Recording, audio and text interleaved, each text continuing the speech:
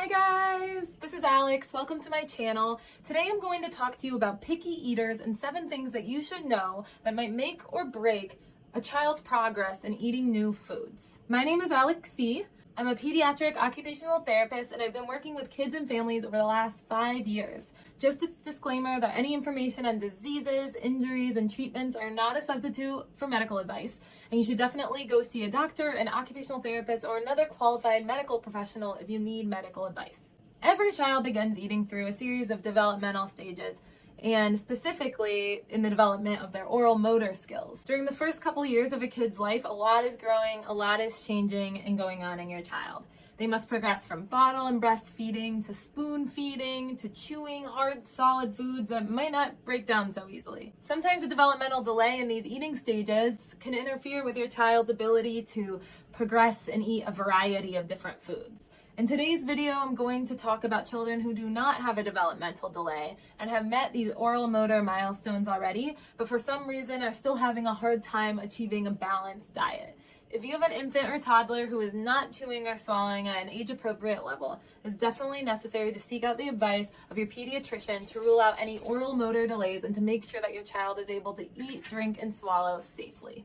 Now on to my list of 7 things that can make or break a child's progress with eating. Number 1, not having an open mind. I can think of a wide variety of scenarios through my experience working with children that are unique and not always easy to understand.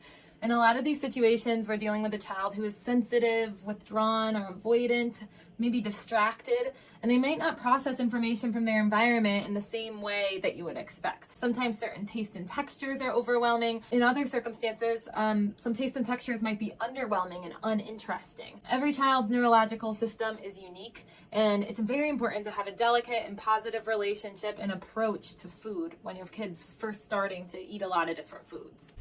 Number 2, create a fun and playful atmosphere surrounding food.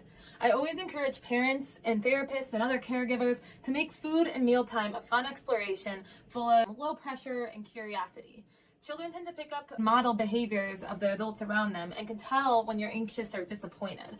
They learn through playfulness and exploration, so being playful around mealtime is essential. Maybe you use brightly colored tableware or utensils. You can break apart pieces of food and engage in messy play while laughing and demonstrating that it's okay to have fun with food. And if you're uncomfortable, you can stop and wipe it off. A good example in practice that I do is if a kid has an aversion to certain textures, I can model comfort with that specific texture by having them smear whipped cream on my arm, modeling playfulness and comfort, or even just that reaction that even if I'm uncomfortable, I can just wipe it off and be okay. That is essential to a kid learning how to acclimate to situations and environments that might not be familiar and might be kind of scary for them. Number 3, give your child control about what food is on the plate. This can include them going to the grocery store with you and giving them 1 or 2 choices of food to pick out. This can involve them preparing food with you in the kitchen.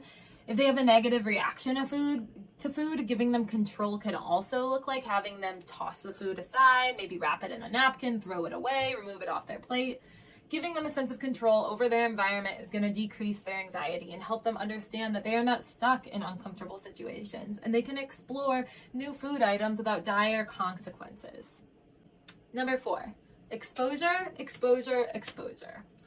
Did you know that it can take at least 12 times and up to 30 times that a child has tasted a food before they know that they even like it and will incorporate it into their regular diet? That means that you can be putting the food on your child's plate 20 times and they still might not know if they like the food. This means that we can't really give up when a kid is not showing preference for food. We have to keep trying. However, this doesn't mean that we continue forcing them to eat something that they don't want to eat. If they aren't eat it and they aren't comfortable bringing a food to their mouth, there are other ways that we can increase exposure. Exposure is not just chewing and swallowing a food. It might include looking at the food, touching the food, smelling the food, playing with the food. Patience, sensitivity, and repetition is key when you're exposing your child to different foods. Number 5, leave your emotions at the door. I know this can be a really hard one for parents because you want your kids to be safe and healthy, and it's frustrating when they can't take the same pleasure in foods that maybe you have had. Kids are really sensitive and they pick up on negative emotions of their caregivers and when they feel like they're disappointing us. Negative emotions can create an anxious environment around food, leading to avoidant behaviors during meal times.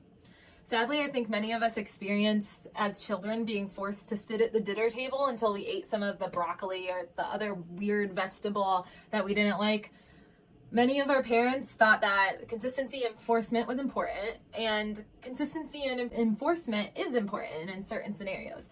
But most of the time, this kind of negative reinforcement where we're punishing someone creates a lack of control, fearful emotions, and avoidance. We don't want that environment when interacting with food because it's going to lead to a whole wide array of behaviors that could have just been avoided if we created a safe, positive space around food to begin with.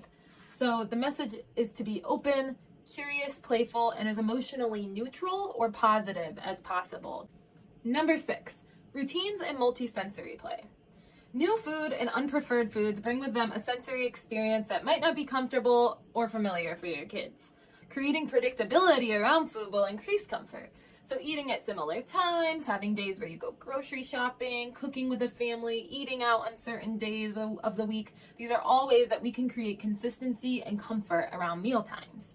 Further, we can also integrate some multisensory activities into a daily routine that can help desensitize or awaken kids' brains and bodies, leading to a less overwhelming or underwhelming experience around food, depending on your child. This is sometimes a hard one to understand, but I'm going to use an analogy to demonstrate this.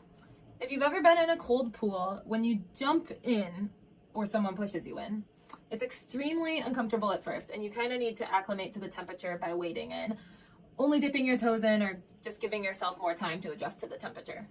This is a really good example of how sometimes your body just needs more time to adjust to whatever environment it's at. And a lot of our kids with sensitivity to certain textures or certain foods, bodies are very sensitive and reactive to these things. Sometimes they just need more stimulating activities throughout their day so that when the time comes and they are interacting with that food or that texture, it doesn't feel as overwhelming. Some of these activities that we can do would be something like Play-Doh, water beads, any kind of messy play, painting, coloring. I'm going to include a link here to my Amazon page where you guys can actually see a big variety of sensory activities and games I like to play with my kids, and usually most kids love. So you can check that out here before we go on to number 7. Number 7. This is the last and final tip, and I honestly think it's one of the most important ones, and this is do not trick your kid. I think that this is one of the more important tips because a lot of the time parents think that hiding food and disguising it might make it easier for a kid to taste and not be so afraid, right? But in reality, kids are pretty smart and sensitive, and they can pick up when you're trying to trick them. This creates distrust, and then they might feel more hesitant and uncomfortable in the future when you're going to provide them food. It's best to just be calm and positive and try and model a balanced and curious relationship towards food. That way, you can move forward safely, and although it might take a while, you won't be backtracking in the meantime. That's all I have today. Please like and subscribe if you enjoyed this video. I'm releasing videos every week. I would love to hear your feedback. If you have any specific questions, any concerns or experiences, that will help inform me on future videos that I'm going to make. So I would love to hear your feedback. Thank you so much, and see you later.